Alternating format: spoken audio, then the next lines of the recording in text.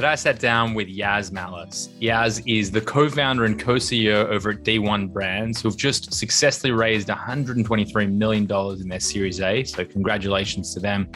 In this episode, we talk a lot about his experience, and it's particularly interesting given that he sat on the side speaking with CEOs, COOs, and CFOs, and all the C-levels, effectively getting a look into businesses from a Fortune 100 to a Fortune 5000 and everything in between. So understanding what a winning combination looks like is a really key topic, a little bit about their strategy, and truth be told, just a really engaging session with Yaz. I loved it. I'm excited every time to sit down with him, and this was no exception. So I hope, like every episode, you guys get out of it what I do. Enjoy. Welcome to Successful Scales, the show where I talk to world-class professionals on what it takes to scale successful businesses. I dive deep asking questions to people who are running unicorn businesses, to raising funds, to buying businesses, mergers and acquisitions, IP and patent law, what is to manage performance management. I mean, the list goes on. The idea really is, how do I create knowledge and learning for you guys listening in? And of course, myself, getting the floor with people who I, in many cases, would never dream to share a room with. Before we jump into the episode, I've got to give a special thank you to our sponsors. Firstly, over at Global Wide Advisors, a leading digital consumer products investment bank focused on optimizing the sales process. An incredible team, always happy to pick up the phone and educate you or anyone about the sales process and what you should really consider, and can obviously help take you to market or even acquire businesses. I ring them for just about everything these days.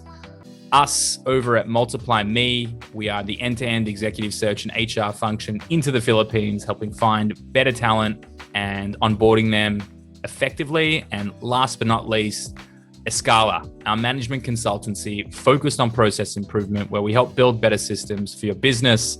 That's all the ads you're going to get from me, ladies and gentlemen.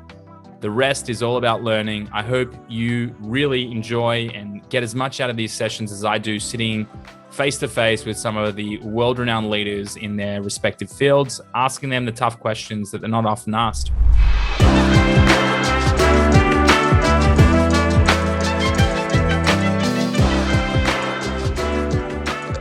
All right, Yaz, welcome to an episode of Successful Scales, buddy. How are we doing? Great, man. Really happy to be here. Thank you for having me. Super excited for the combo.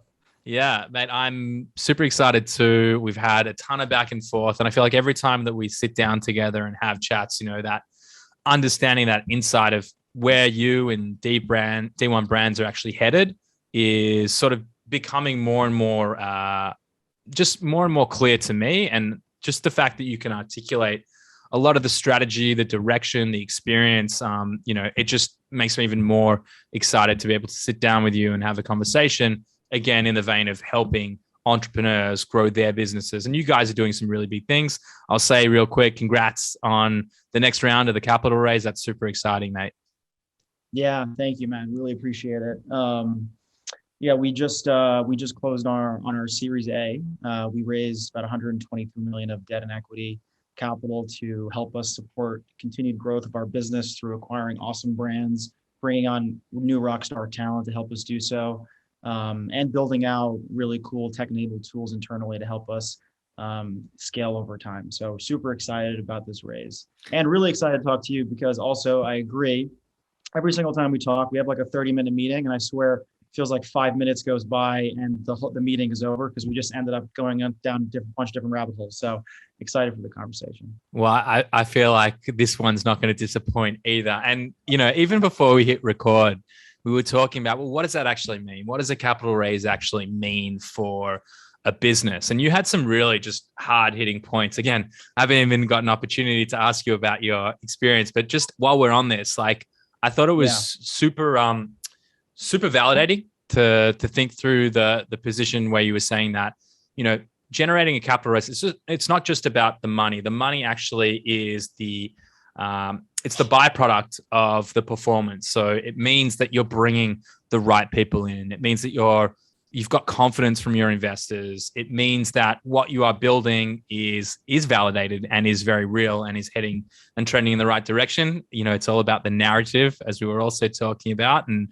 being one of the top percentile in terms of capital raised to date for the aggregator space. I mean, that's a key narrative that shows deep confidence in what's happening and what's going on at D1 Brands. So yeah, I mean, I just stole all of your points. So now I look really smart, but the reality is this is everything you're sharing.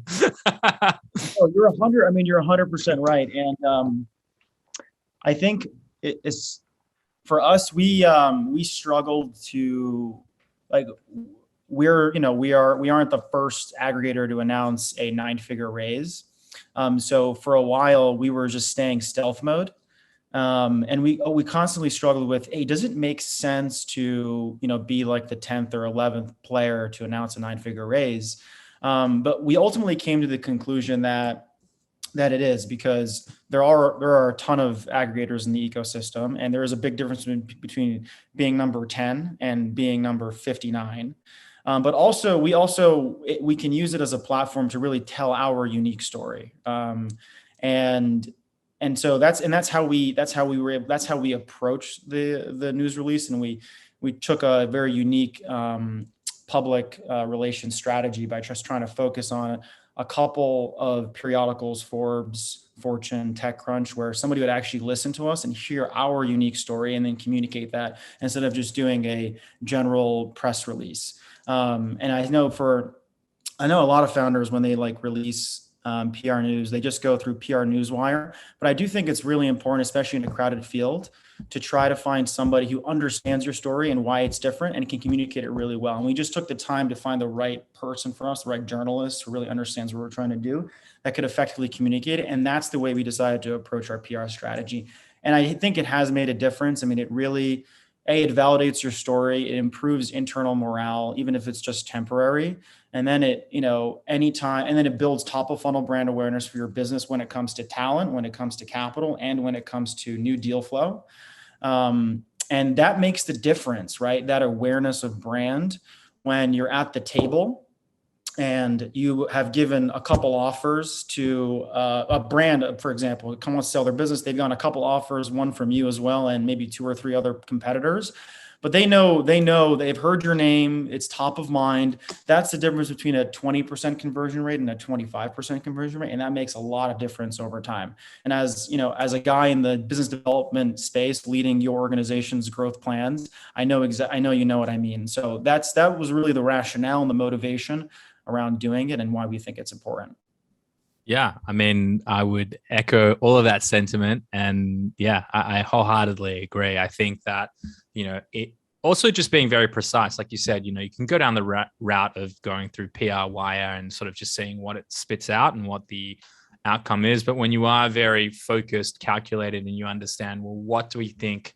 And these are sort of fluffy terms, but, from the world that I came from, it's like, well, what's the brand uplift and uptick? What's the actual impact to the brand positioning and that awareness play? And I think when you're seen in the right company, in terms of the Forbeses of the world and wherever else you're being publicized with the right journalists, then, it definitely resonates. I mean, I can tell you firsthand, when someone sends you an article where they've been written up in Forbes, even if it's a little, shit little article, you're like, that's pretty impressive. They've been written up in Forbes, and that, that has a sentiment, just a credit to Forbes and what they've built as a business in itself. But before we jump into all of this, and I knew this was going to happen.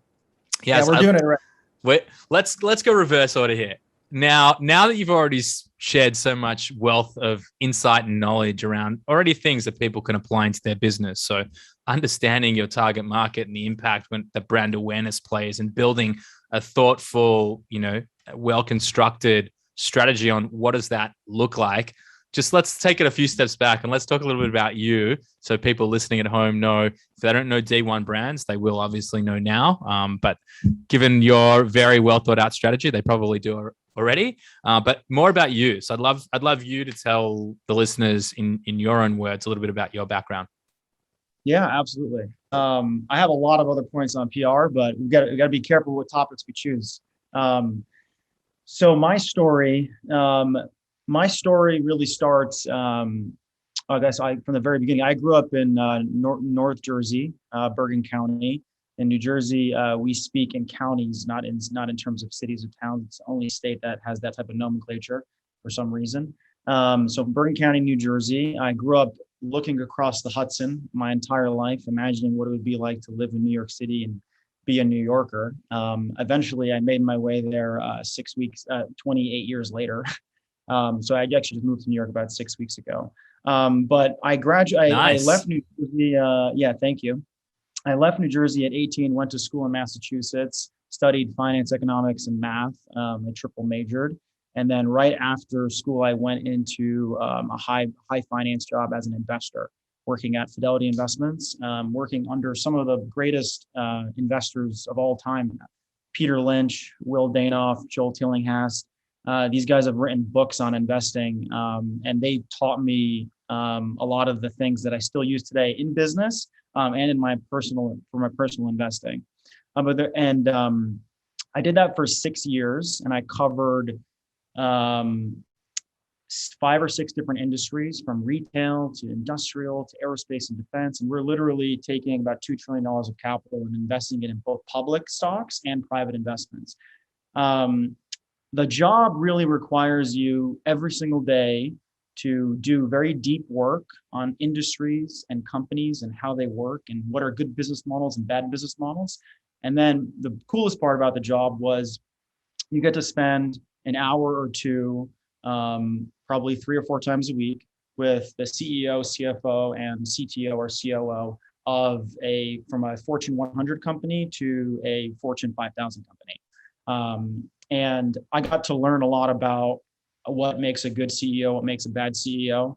But most importantly, I got really inspired by the stories of great founders. And after doing that for 6 years, eventually I got kind of fed up with being on the other side of the table from great builders and great founders.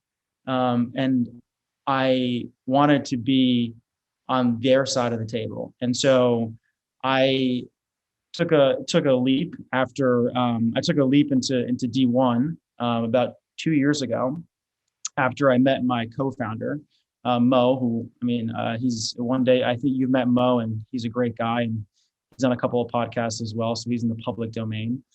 We met when I was an investor at Fidelity, and we quickly aligned on the opportunity in the Amazon ecosystem, leveraging my knowledge of M&A, capital raising, finance, and general strategy, and his strong and deep and long operational experience in the Amazon ecosystem. So I'm going to go into Mo's story. Mo, my co-founder, he started on Amazon in 2012, late 2012. He got inspired. Amazon's basically been in his blood, in his family, for almost more than a decade. His cousins started Utopia. They're a top 5 Amazon seller. He learned the business from them, got inspired to go into Amazon with them. All of his dinner table conversations as a kid and when he was in college was around Amazon and Amazon listings. And so in 2012, he started his own business, and he scaled that business to 8 figures over the course of the next 6 years. And then we met, and we have built, at least at the time and still today, this story holds true, one of the few aggregators that actually has been built where at least one of the co-founders has true Amazon operating experience. They're Amazon native. They've been a private label third-party seller. They've gone through the trenches from the very beginning, when Amazon was an archaic, really slow, really poor shopping experience site, to what it is today, and seen the evolution and gone through all the pain and suffering that's required. And bringing that experience and empathy to the actual exit process has made all of the difference in the way that we interact with other sellers and the success we've seen. That's a really important part of our story. It's a really important part of our culture. And a lot of the talent that we've brought on we are very focused on finding people that have Amazon native operating experience. And you'll see that with a lot of our team from the very top to the very bottom. So that's us. That is a great breakdown. And yeah, I mean, I know you saw me writing down a ton of notes there. I think having you on and hearing a little bit of your experience, because I hadn't heard your experience. I mean, all the conversations we've typically had are very high level, but I didn't know the true angle that you were taking a lot of the input and the decisions that you were making. And so fascinating stuff. I mean, to be able to sit on that side of the table, sitting with a CEO, CFO, COO, or CTO, depending on sort of the makeup, if it's technology or, a service or, product-based business will dictate T versus O. I'm really curious because you've gone through this process, right? You've now said, right, enough of sort of playing with the investment side from a, no true skin in the game to saying, let's go all in. And you've made a clear decision. You and Mo have made a clear decision to partner up. And, from the outside and hearing the comparative experience, yeah, it makes a lot of sense to me on paper, but you almost have an unfair advantage, right? You've sat with, I don't know how many companies from a 5,000 to a Fortune 100 sizing point, really being able to sort of validate and assess, like, what does a winning combination look like from a team dynamic at the top? And so before I jump into D1 brands, I'm super excited to talk about all these topics, as you can clearly see. I'd love remembering that it's about helping entrepreneurs go through this process. Like, what in your experience have you seen as a winning combination between the three? You said you can pick a good CEO versus a bad CEO, and you sort of look through that process. Like, what are some of the things that have remained to be true for you in this journey, whether it's a 100 company, a 5,000 company? Like, what are some of the things you've seen? Yeah. It's a really good question. And we've thought about this a lot at Fidelity, and we tried to build frameworks around this, but generally speaking, it's very different, by the way.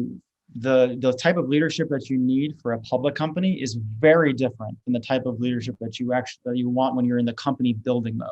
And so you see transitions. You saw this at Uber with Travis, and you've seen this with other large tech companies. After a certain point, and you're in the public markets, you're playing a different game. But pre-IPO, I think the winning formula we've seen over and over again is a strong, charismatic, sales-oriented, idea visionary type, plus a very strong operational executor, somebody who can take the visionary's ideas, figure out the ones that actually are good and the ones that are bad, and then develop a plan to actually implement and execute on those things. I find that it was very difficult to find a person that can embody both of those things. I think Elon Musk is a very notable example of somebody who is that person, who can do that, who can be both visionary and executor. But generally, it's rare. He also has Asperger's. So he also has Asperger's, right? He's also an alien. He's also like not human. So exactly. Right. Yeah. Correct. He's got cheat codes for life. Yeah, he really does, and he's able to do that with 5 businesses, which is absolutely absurd. I think finding the right partner. I think everybody has heard this, and a lot of investors talk about this. But if you actually talk to some of the biggest VC venture capitalists in the world, like their strategies aren't that complicated. They focus on 3 things: what's the team, how big is the market, and has this business demonstrated any traction at all? If you can hit those 3 things, they'll invest in you. It's really that simple. But the most important component is team. And team is just finding that combination of individuals that can match the strengths and weaknesses of each other, where 1 + 1 + 1 = 10. It doesn't equal 3. And that's the magic in company building. And we think we found that at D1. And I urge every other startup founder to ask yourself if you found that in your company. Mate, very, very wise words. And, I don't know if we've ever talked about Traction EOS, but if we haven't, You guys implement it? Did you implement EOS? Yeah, we self-implemented EOS. It's been good. I think inside of that framework, there's a lot of value. And so just for those listening, and if you haven't heard me speak about it before, Traction, EOS is the entrepreneurial operating system, and it looks at how to put the right people in the right seats. So almost verbatim how you articulated, the visionary typically is driving the vision, and the integrator, who's typically the COO, is the person who says, those 99 ideas are terrible, but half of one of them is good. We're going to run with that. And then they take it to the implementers that can actually then bring it. So creating that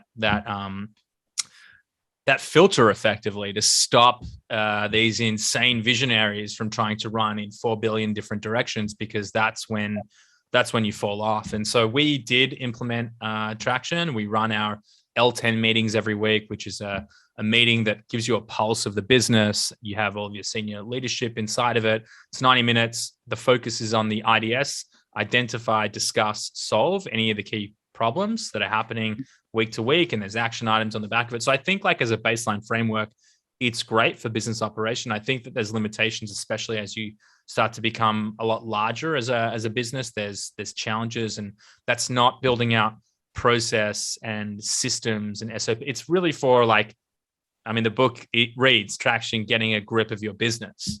And so the whole premise is like, how do you get a grip in the first place? But yeah, it's definitely the winning combination. People, your human capital, not to make it sound sterile, it's your most valuable resource. And so having been on the other side of the table, getting to have a real peer in at all the different levels, even, the fact that you're pointing out, like, being in the public domain, being a publicly traded company versus private, are you saying, and I'm trying to read between the lines here, so you can probably just articulate very directly here, but I'm sort of reading into it thinking that you want builders from the incubation stage driving it forward. And then once it hits, critical mass and it IPOs or starts trading, whatever that journey is, SPAC, etc. At the end of the day, the reporting mechanics become different. You have to give everyone a look in, all of your investors, everything becomes in the public domain. So the leader of that business has to probably be a whole lot more structured, careful, and probably more of a focus on the public domain and the public eye as well. Like, what is the perception? So someone probably who's good at raising capital and building a strategy, hey, you'd be great at running a public company. That's like, I know. And it's funny, but I feel like that's not what I want. That's not the type of founder I want to be. I kind of want to be the really good at the building and the sales part, not just be good at public company CEO. Don't get me wrong. It really just comes down to, I think it really just comes down to how innovative, right, do you need to be? I think there are a lot of companies in the public markets that remain very innovative, and they have, markets has very high growth expectations for them, which means that you have to tackle new markets, new products, and constantly keep building and innovating in order to meet those expectations for the ones that you set for yourself and the market set for you. And so I think that still requires a builder type of CEO. But it definitely, it's really just a ratio, right? Like, I think you got to be 80% builder, 20% salesy. Because remember, when you're building a company, you have to build the product, but you also have to hire people. You have to get new business, and then you have to attract capital. And those three things require you doing a lot of selling, a lot of selling. And you have to define the vision, define the mission, and then you have to figure out a way to communicate it. And you start from scratch, and then you have to get out there and tell the story and see how it resonates. So that's probably, it's a different type of selling, but it's a very, very, very important piece of succeeding. So I think you need a little bit of both, but definitely it shifts to probably 30% builder, 70% sales when you're in the public domain, although it varies. So yeah, but it's on your lap. That makes sense. Yeah. No, that makes a lot of sense to me. But it's funny because as you were talking about EOS, I think this is a point that's really worth emphasizing. And I know it's said all the time, but making sure that the right people are in the right seats. I think a lot of founders think that they have the right people in the right seats, but I don't know. I've learned this the hard way, but identifying good talent, and understanding the differences between one person and the other person. It's actually, a lot of it is about pattern recognition. It's not very scientific. It takes a lot of reps. And so I've generally found that the people in our organization that tend to be better at putting the right people in the right seats, are the more experienced folks. The people that have gone through 100 interviews trying to recruit the right person, who understand the job descriptions down to every single word and every single unique skill set, right? And those tend to be the people that can make the right call on the right person and the right seat. And so I do think that's a skill that's like really worth trying to build as an early founder or first time founder, because the difference between having like you can grow your organization. You can do really well having 10 people in 10 seats where their skills are somewhat aligned with that role. But if you can find the perfect match, and just reorient those 10 people where there's like 100% match with the role and the responsibilities, you just get like a 10x better outcome. It's not like you get a 2x better outcome. You get a 10x better outcome, because the team can now work together a lot better and everybody can maximize their strengths.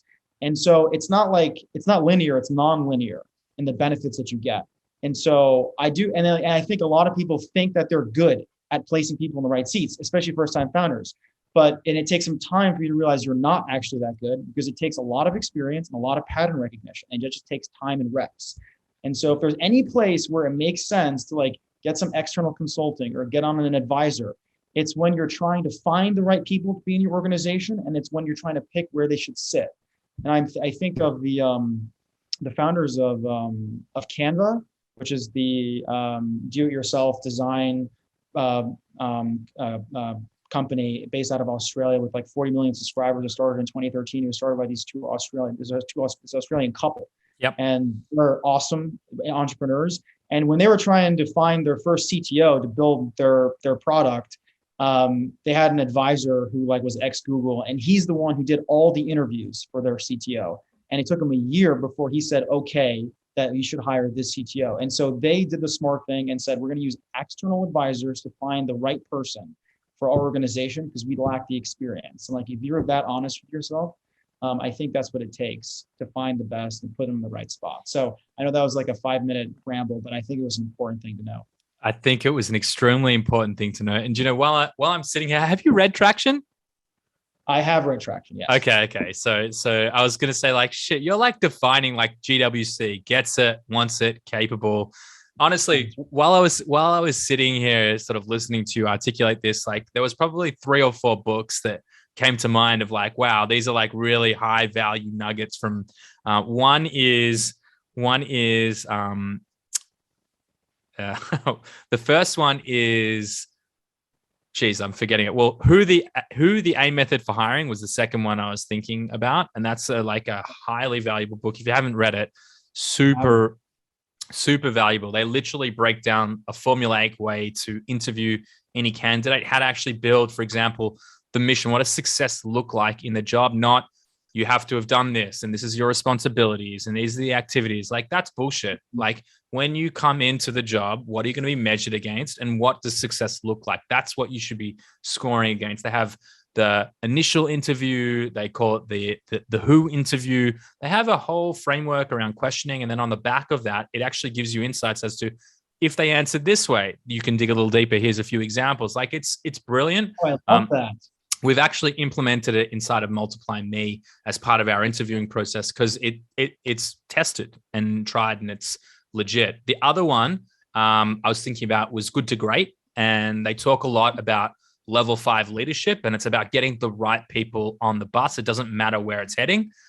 And that was critical. And then the last one that I was thinking about, literally, this is all in the explanation of what you're giving out here, Multipliers by Liz Wiseman, where it talks all about how the best leaders make those around them smarter. So in that book, it's all about how do you actually maximize the input and how do I turn my team members into absolute superstars, having a mindset of how do I do and achieve more and how do I remove these hurdles that would otherwise have me as a diminisher, and in most cases, an accidental diminisher. For example, like I have diminishing traits like everyone often does, but for me, I learned really early on, I'm the salesperson, right? I'm the visionary CEO. So for me, like I'm in the room, I'm trying to work the room, I'm trying to build a bit of buzz, but where that's counterproductive, particularly inside of the organization, is that you got to give people room to actually breathe and share their input. Like you bring people into the business so that they can have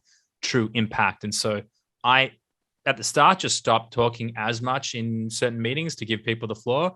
And then eventually I just removed myself from these meetings. And as a result, like the insights, the feedback, like what people were capable of coming up with without intervention was honestly well beyond what would have been created if I was there in the room. And so I think, to your point, getting the right people and actually giving them the opportunity to grow and evolve and to actually deliver on what is not in their job description or effectively in the desired outcome for what success looks like in the role, that becomes a really high level winning combination to growing any business.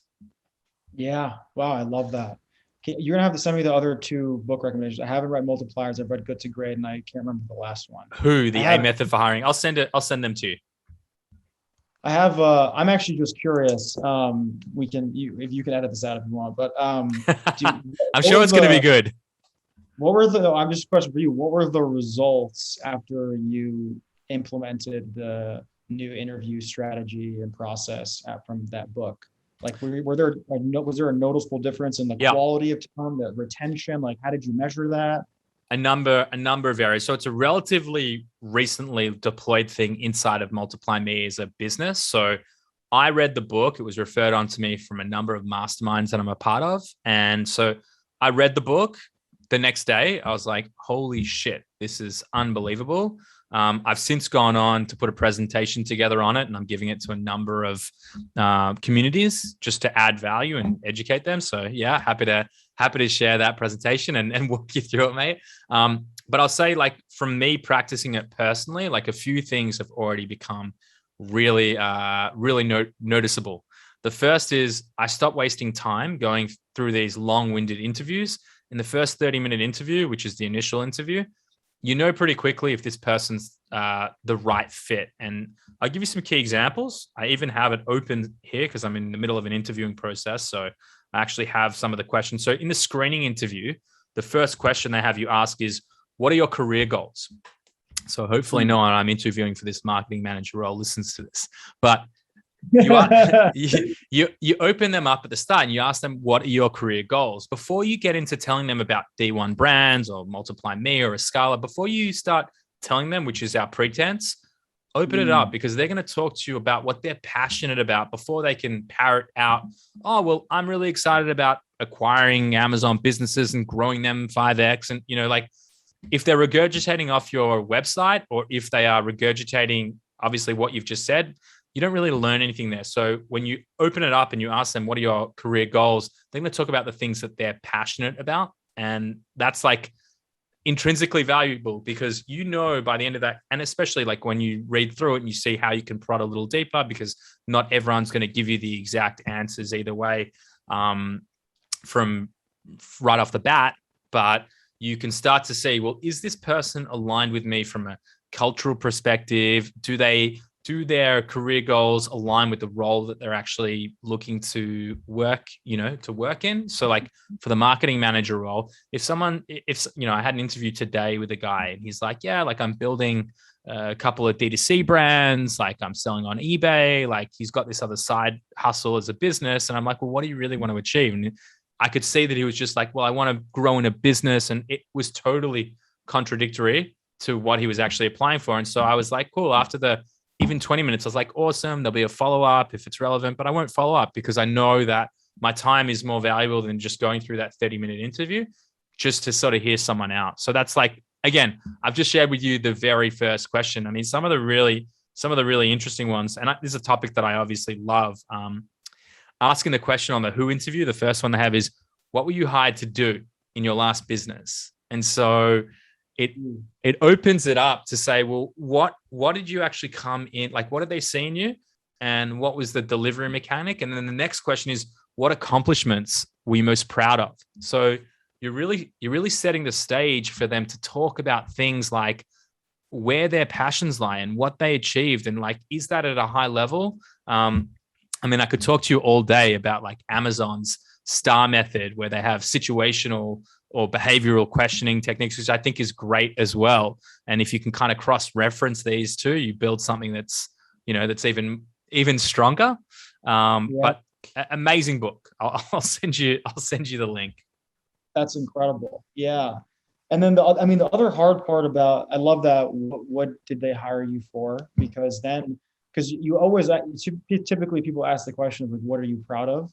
Right. But there's no context, right? So like, you can't benchmark that to anything, but if there's like, I was hired to do this and what I'm most proud of has nothing to do with what I was hired for, then you're like, that's a little unusual, isn't it?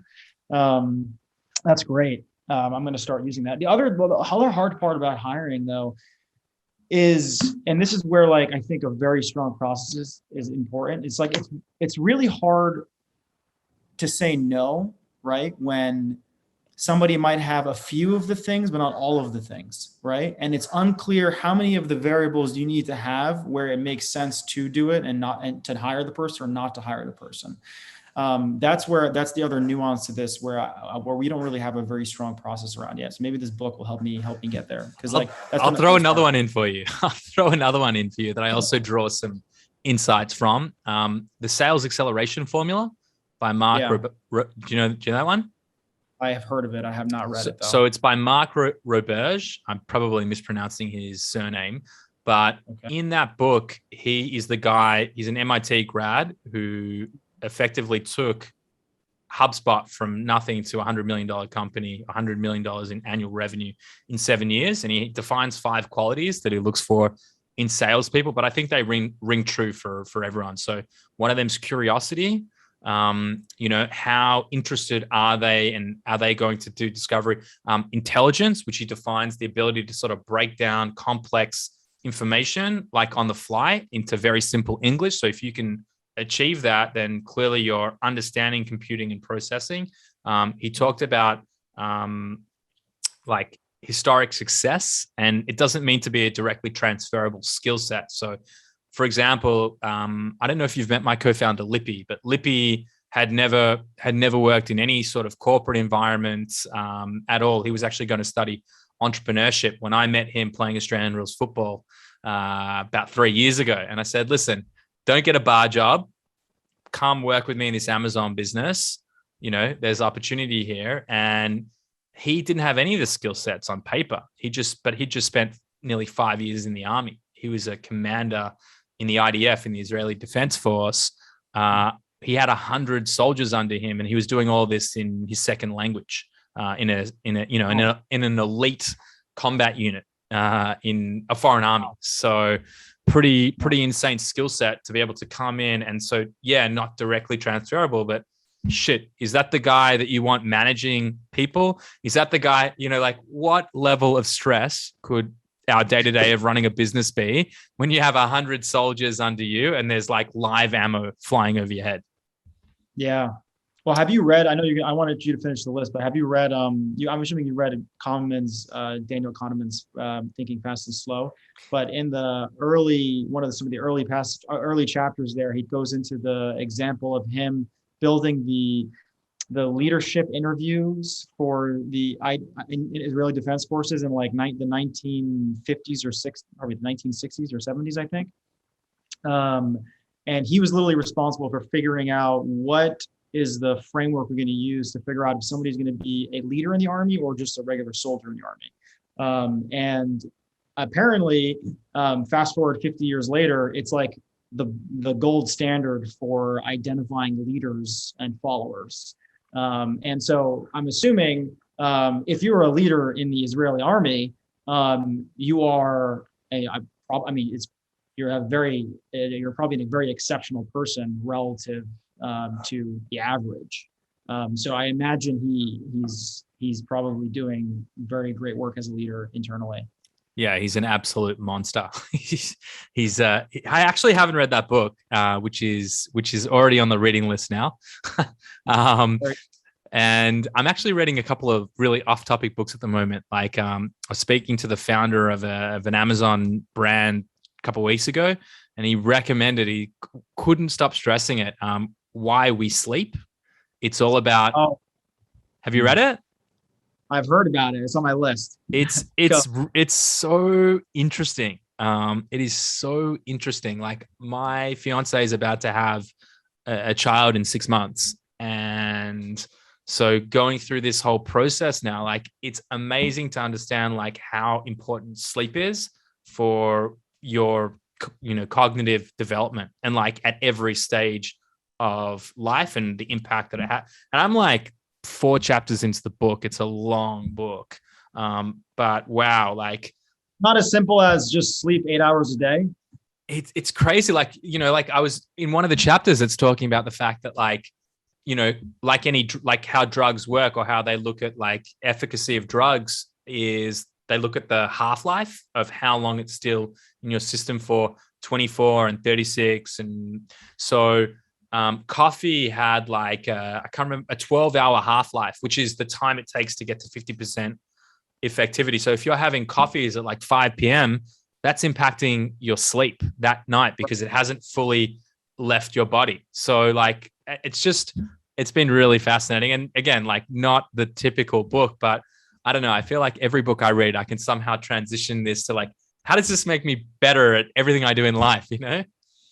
Yeah, 100%. I always take something from one book that I can apply to my personal life or professional life. It doesn't matter what context it's in. I completely agree with that. Really good book. Since we're just on the book jam sesh, you should read Bill, $1 Trillion Coach. It was written by Eric Schmidt, the CEO of Google, or I guess ex-CEO of Google. It's just a story of Bill Campbell. And he was a board member, advisor, friend to essentially all of the big 4 out of the 5 big tech companies, from Steve Jobs, Eric, Sergey, Larry Brin, Mark Zuckerberg, and just he's essentially one of the best leaders in their minds that of the last 20 years. And it goes through examples of how he worked and the lessons that he imparted on the leaders of Google, the leaders of Apple, on how to build and scale an incredible organization. And there are so many of the things that we've been discussing on this, you'll see in the book. One thing, and this is something that you alluded to earlier, is like this idea, like letting go for like senior executives and even any senior leader in an organization can be very challenging, especially for the founders. But it's like one of the most important parts of allowing your organization to succeed. But like everyone says that, but like, what does that actually look like, right? And that's what they get into in the book. And a very specific example, which I think you alluded to earlier, is like this idea of allowing your team the space, intellectual space and emotional space, to come to a decision on their own without you, right? And so this very simple idea of when you want to discuss something, or is it a strategy session or a brainstorming session, just try to be the last person to speak, right? Try to sit and listen for 45 minutes and then offer your opinion and just see what your team can come up with. Because typically the reason you don't let them speak, you don't let them come to decisions, is because you don't trust them and you don't trust their process. But if you actually give them the shot to demonstrate their process and their conclusions, you'll be able to build that trust. So that was a very good example that I think ties into something you were alluding to earlier, which is really powerful. Yeah, I again couldn't agree more. And 2 things. One, or probably 3 things now. One is that it's awesome to have someone sharing so many book references. Like the fact that I've got 2 or 3 new books to read is so exciting for me. The second thing is that, like we said, we'd look up and the clock would be at the end of the hour, and we're already here. And the third thing is I probably didn't give you enough time to talk a little bit about D1 Brands. So before we jump off, and I'm going to say right now, I would love to have you back. Let's actually like set the tone of the topics we want to cover, because I'm getting a ton of value out of this. And that only means that anyone listening in, I believe, would be getting a ton of value. So I think that we're like just scratching the surface. So before I crap on any more here, I'm going to let the smarter person in the room talk here and tell us a little bit about D1. If anyone's looking to sell their brand, who they'd contact, who you're looking to engage. I mean, you've just done a massive capital raise. You're probably looking for talent. The floor is yours, my friend. Yeah, I appreciate it. This is my plug, everybody. So if you're looking to sell your business, and you're an Amazon seller out there, I would reach out to D1 Brands. There are a lot of aggregators out there. There aren't a lot of aggregators that have raised 9 figures of capital. There aren't a lot of aggregators that have acquired more than 20 brands. There aren't a lot of aggregators that have acquired more than 20 brands and grown those brands more than 50% in under 12 months. There aren't a lot of aggregators that were started by an Amazon native team. There aren't a lot of aggregators that have 100% close rate on what they put under LOI. There aren't a lot of aggregators that can close in under 30 days, to be specific, 27 days. So in short, we are set. We started off as sellers and now we're aggregators, but we haven't lost the things that make that are born out of being an Amazon seller, which is it helps us operate your brands better. It helps us care for your brands longer. And then it also helps us deal with any problems that might arise from the time that we give you an offer to the time that we close. And a lot of stuff can go wrong in between there, from account suspensions to product suspensions to trademark violations. We know how to deal with them all. And we've seen them all. And that's why every time we give an offer, we close on it. And so I think the trust that you can have in us is higher and more exceptional than anyone else. And we also have a very fast and smooth process, 27 days.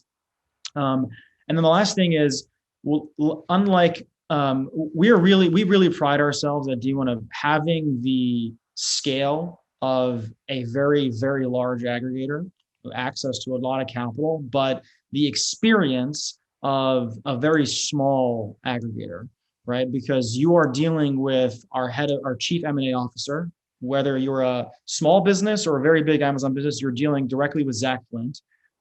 You have direct access to me and my other co-founder and the other 2 other co-founders. We have 4 co-founders via text. So you have access to senior leaders from the very beginning, which is another reason why when we give you an offer or we tell you something, we actually do it, because the decision makers are involved from the very beginning. And those are all the things that we believe separate D1 from the rest of the pack. And that's the same message I would give to anybody who's interested in being part of a rapidly scaling organization that's venture backed with a ton of growth opportunity. If you're looking for a role as an Amazon brand manager or Amazon marketing specialist, please let me know. Would love to have the conversation. That's my 2.5 minute plug. No, that was great. And what's the best way for them to actually, like, if they don't have your number, what's the best way for them to actually get you or Mo or Zach? Yeah, best thing to do is go to our website, d1brands.io, and just go to, if you're a seller of a business, you can just fill out our form, or you can hit, and if you're looking for a role, or if you want to just talk about anything, you can just go to the contact us and reach out directly to that email, and either me, Zach, or Mo will respond to you. So awesome. Well, Yaz, mate, it was an absolute pleasure having you on. I mean that when I say I'd love to have you back on, because we're just scratching the surface, and this was just so, it's a highlight of my day when I get to have great discussions with all the topics that I love, and it's very apparent that you love them. I would argue potentially more than I do, which is rare for me to have happen, but here we are. So mate, thanks so much. I know how busy your day is, and yeah, appreciate it. Likewise, man. Likewise. Super energizing. I actually got a lot of great new ideas. I'm going to have some follow-ups for you too. So appreciate the time, Yoni. And I definitely would love part 2. Would love to do a part 2. We're going to do it, mate. Thank you. Peace out.